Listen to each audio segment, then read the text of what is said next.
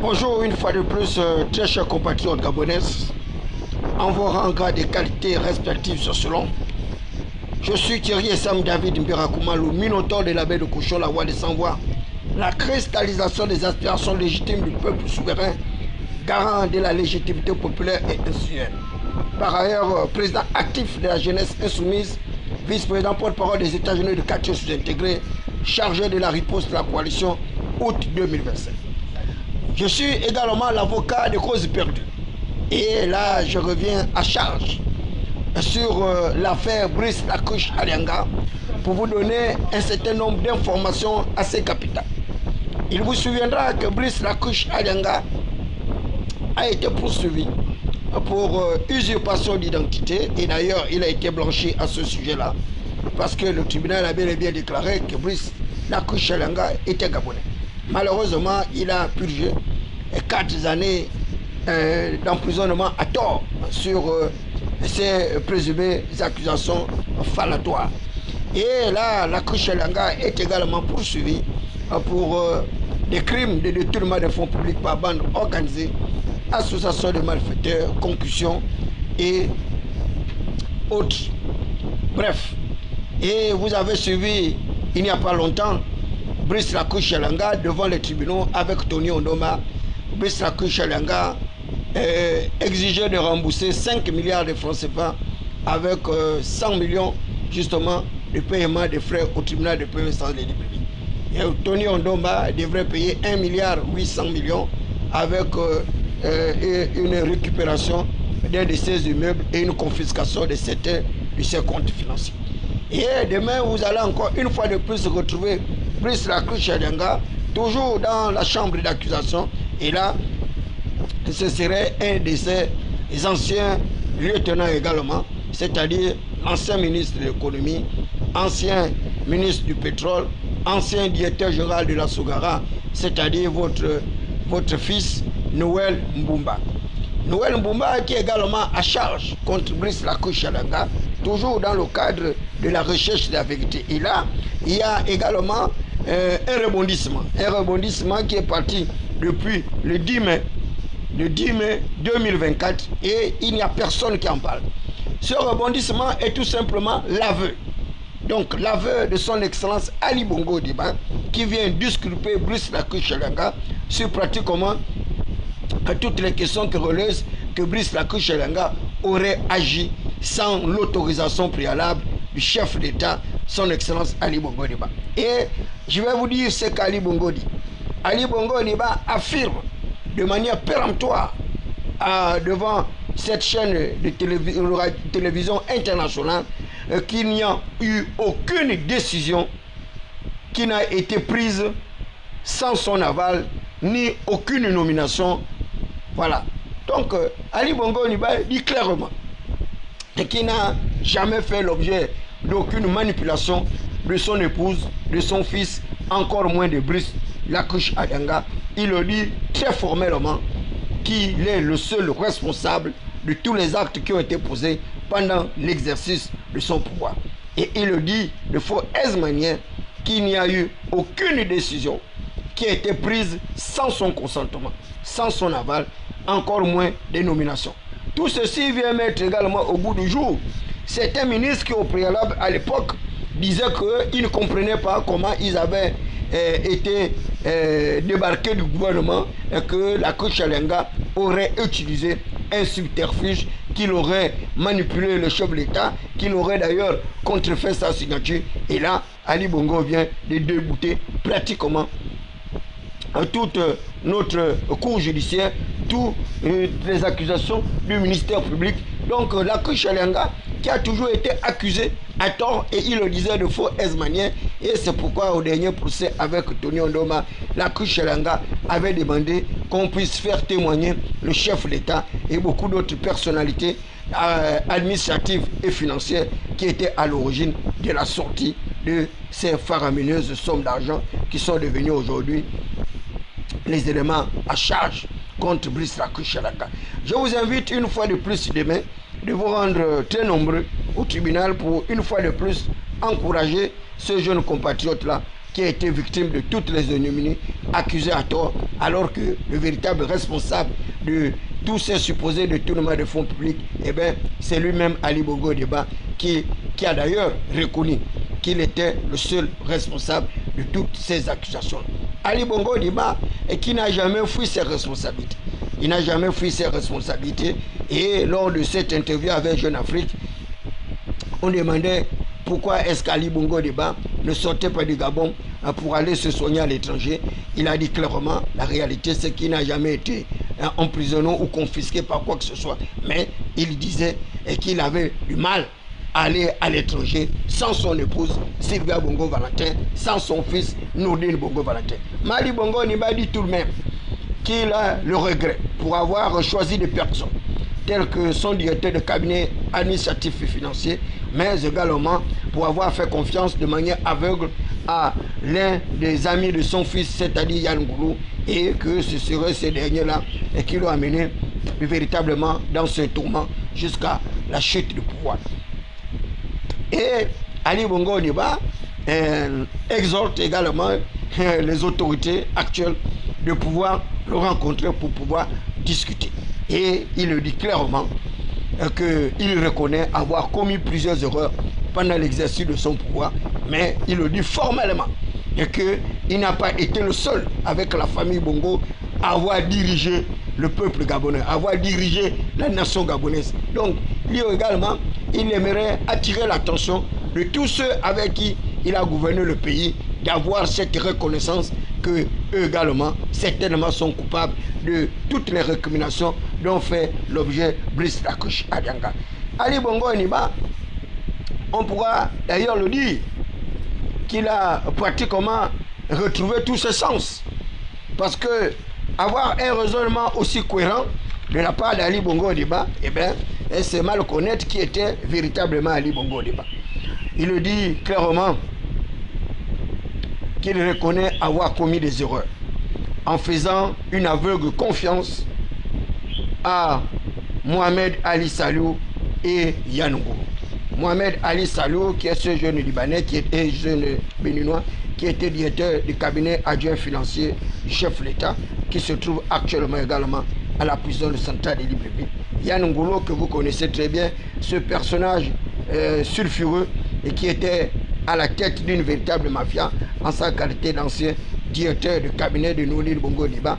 Et c'est d'ailleurs lui qui régentait certaines activités administratives, économiques et financières. C'était lui le véritable régent de la nation gabonaise, donc Yann Goulou. Et aujourd'hui, toutes les personnes qui avaient été promues ici par là, d'autres qui avaient été déchus, eh bien, ils ont été promus grâce à Yann Goulou. Certains ont été déchus grâce à Yann Goulou. Et d'ailleurs, le ministre du pétrole ne me le démentira pas, M. Massassa, cet acteur politique que je connais très bien, caractérisé par une certaine mesure, une certaine humilité, une certaine loyauté. Malheureusement, ce dernier se trouve actuellement également à la prison centrale de Libreville, écroué pratiquement pour le même motif du détournement de fonds publics. Et Ali Bongo Ondimba va plus loin. Il dit certains qui sont au pouvoir aujourd'hui et qui me vilipendent chaque jour ont bel et bien été à ce côté. C'est des propos quand même assez compréhensifs pour Ali Bongo Ondimba. On sent comme une espèce de regret. Une espèce de regret parce que Ali Bongo Ondimba reconnaît d'ailleurs, comme je l'avais dit, qu'à la fin de tes jours, tu te retrouveras seul. Parce que toutes ces personnes que tu es en train de nommer ici et là, toutes ces personnes qui sont en train de rentrer au sein du Parti démocratique gabonais, eh bien, ces derniers, à la moindre occasion, t'abandonneront. Et toutes ces personnes ont abandonné Ali Bongo Ondimba à la même occasion. De la même manière, ils ont abandonné son fils Nourdine Bongo Ondimba à la même occasion et son épouse. De la même manière, ils ont abandonné mon frère Brice Lacuche Adianga à la même occasion. Aujourd'hui, c'est toutes ces personnes-là qui se retrouvent aujourd'hui à côté de Brice Clotaire Oligui Nguema. Je voudrais une fois de plus, et non pas de trop, et je le ferai à chaque fois, de rappeler à notre chef d'État, Brice Clotaire Oligui Nguema, d'avoir une certaine vigilance. mais également une retenue prudente, parce que ces personnes ne changeront pas. Je dis bien, ces personnes ne changeront pas. Un traître, il demeurera un traître. Parce que les traîtres, ce sont les personnes qui manquent de loyauté. C'est des personnes qui manquent d'honnêteté, qui manquent de fidélité. Voilà. Imaginez toutes les accusations dont a fait preuve Brice Lacuchelanga. On l'a accusé de ne pas avoir été le médiateur intime du chef de l'État. On l'a accusé d'avoir falsifié la signature du chef de l'État. On l'a accusé d'avoir fabriqué le sosie. On l'a accusé de tout le nom d'oiseau. Brice Lacuchelanga a été victime d'une véritable machination, comme je vous avais dit. Il a été victime d'une certaine prise de pouvoir par ceux-là qui recherchaient justement la conquête du pouvoir. Parce qu'il avait eu le souci de préserver les intérêts de la famille Bongo, de préserver justement le pouvoir de son chef, c'est-à-dire Ali Bongo Ondimba, et il a mis en place tous les mécanismes de conservation du pouvoir d'Ali Bongo Ondimba pendant que ce dernier était à Riyad en Arabie Saoudite, se reposant. Pire encore, lorsqu'il allait au Maroc et pour se reposer, le temps de prendre les forces, et Ali Bongo Ondimba est revenu récupérer son pouvoir qui avait été préservé de manière méticuleuse, de manière minutieuse par une stratégie bien affinée et raffinée de Brice Lacuchelanga. Donc l'avocat Ndirou, qui à l'époque également, avec beaucoup d'autres compatriotes tels que Ghislain Malanda, le sénateur, et Jean-Rémy Yama, et l'ancien Premier ministre Issoufou Ngondé, toutes ces personnes-là voulaient arriver à la déclaration de la vacance du pouvoir. Et toutes les tracasseries avaient été faites par les activistes, également ceux de France, que vous connaissez très bien, que je ne voudrais pas faire la publicité. Ils ont tout fait pour que la vacance du pouvoir soit constatée et déclarée. Mais Lacuchelanga, enfin stratège, enfin intellectuel, enfin homme d'État, avait été parvenu à utiliser un certain nombre de stratagèmes jusqu'à modifier progressivement la Constitution. Et vous avez bien vu l'existence de triumvirat, donc ce collège de 3 personnes en cas de vacances qui devait assumer justement l'intérim du chef d'État jusqu'à la déclaration définitive du pouvoir. Toutes ces stratégies ont été conçues, pensées méticuleusement par Brice Lacuchelanga. Malheureusement, vous savez, les hommes sont comme ils sont. Aujourd'hui, Brice Lacuchelanga a pratiquement tout perdu. Il a perdu ses biens. Il a encore une amende de 5 milliards qu'il doit payer, puis 100 millions de francs CFA.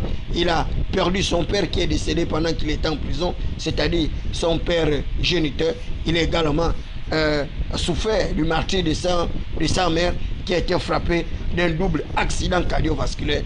Et pour couronner le tout, Brice Lacuchelanga est sorti de la prison ruiné, abandonné par ses amis, par ses frères, par les tierces et par une santé assez chancelante. La seule chose qui reste à ce compatriote, eh bien, c'est sa foi inébranlable, sa foi qui fait de lui un homme et qui reste debout malgré les obstacles, malgré les difficultés, malgré les trahisons, et demain encore, il va être pris à un nouveau procès. Voilà comment la vie de notre jeune compatriote s'égrène comme une peau de chagrin, comme un véritable chapelet de lamentation. Et une fois sorti également de ces actes d'accusation avec l'ancien ministre du pétrole, l'ancien ministre de l'économie, ancien directeur général de Sogara, Brice Lacuchelanga, sera une fois de plus confronté à une autre bataille.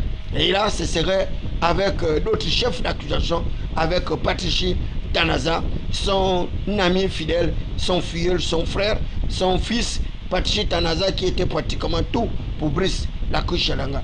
Et il vous souviendra que lors du procès de Patrici Tanaza, qui a d'ailleurs été accusé à 15 années d'emprisonnement, Patrici Tanaza avait reconnu formellement devant les juges, devant le ministère public, qui est l'avocat de l'État, que Brice Lacuchelanga n'était engagé nullement dans les détournements de fonds publics dont il avait fait preuve, dont il était accusé. Mais c'est beaucoup plus Nourdine Bongo Valentin avec sa mère, la veuve blanche Sylvia Bongo Valentin. Je voudrais donc une fois de plus attirer votre attention sur la nécessité pour vous de rechercher des informations capitales. Il ne s'agit pas d'accuser seulement les personnes à tort, mais il faut rechercher des preuves irréfutables pour pouvoir étayer vos thèses, pour pouvoir argumenter, pour pouvoir apporter des preuves évidentes justement des chefs d'accusation dont les gens font l'objet. La loi est claire. La loi est claire. Jusqu'à ce qu'on ait prouvé la culpabilité d'un individu au cours d'un procès contradictoire, eh bien, ce dernier est considéré comme innocent. C'est le principe justement de la présomption d'innocence. Or, Brice Lacuche Alanga a été victime du principe de la culpabilité. Je dis bien du principe de la culpabilité.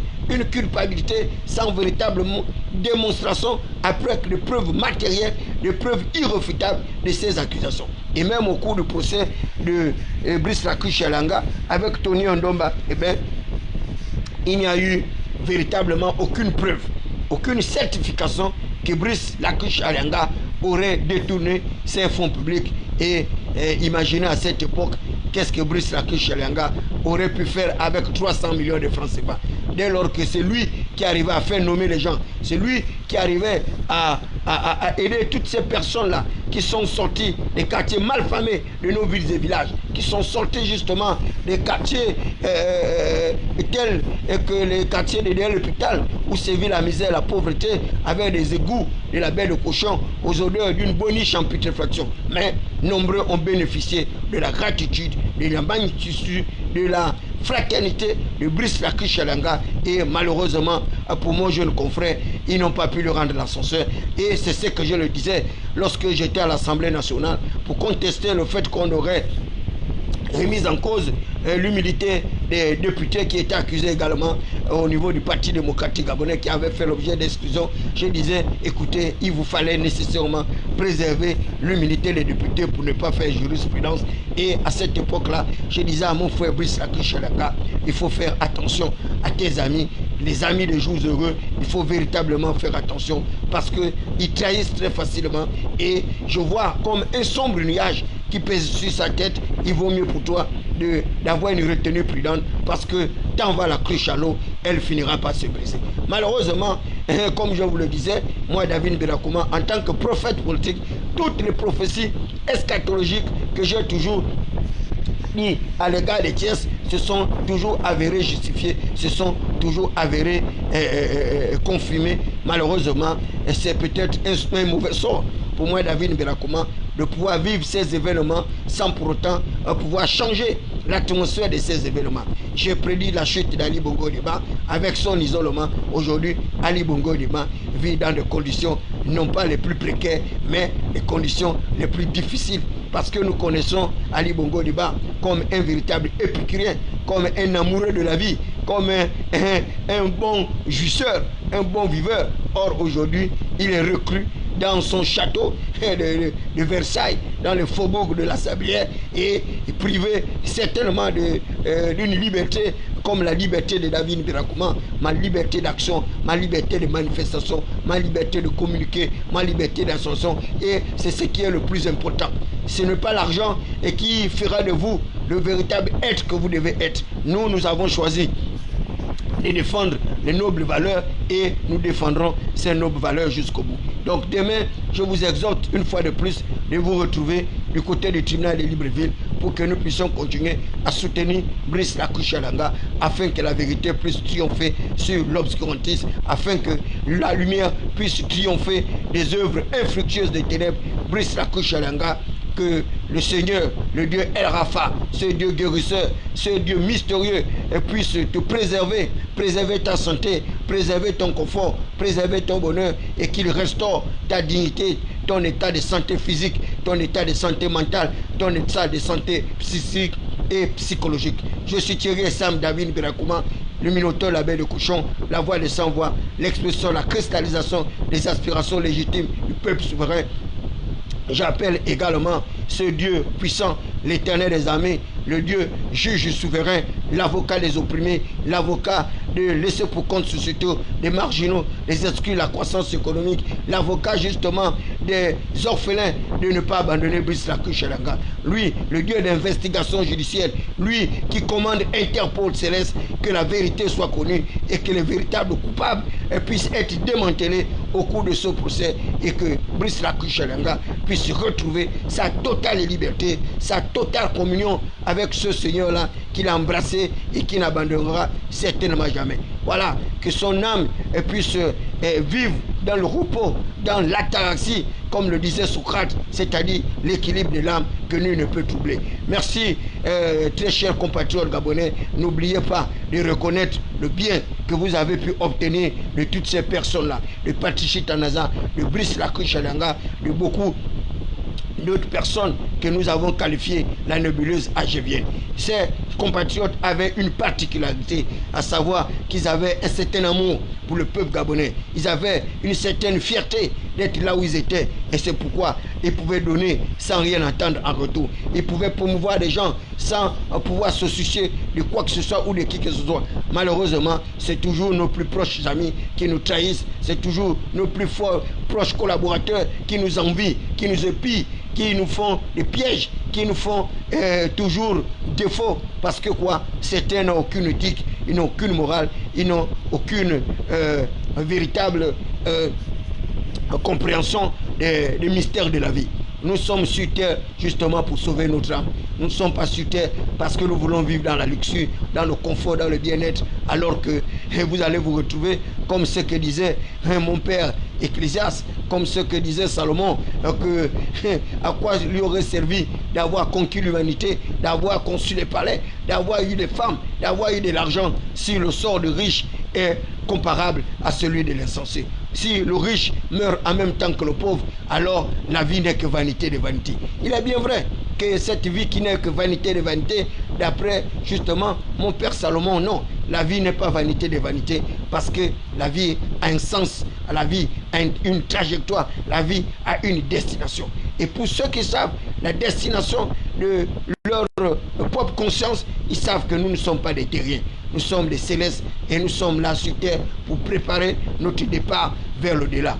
Brice Lacuche-Alanga, je suis Thierry Sam David Birakoma, ton fidèle interlocuteur, celui qui ne t'a jamais trahi, quand bien même je n'ai pas bénéficié de la même faveur que les autres ont bénéficié, mais bien au contraire, j'avais été déclaré persona non grata pour avoir tenté de te remettre sur le droit chemin. Mais aujourd'hui, tu peux le constater comme tu m'avais reçu dès ta sortie de prison, que moi, David Birakoma, je suis resté droit, je suis resté logique et je te défendrai jusqu'au bout parce que je défends des personnes raisonnables, je défends des personnes dont la vérité peut être cachée, je défends des personnes qui ne peuvent pas être condamnées à tort parce que nos tribunaux ne sont pas là pour condamner les gens à tort.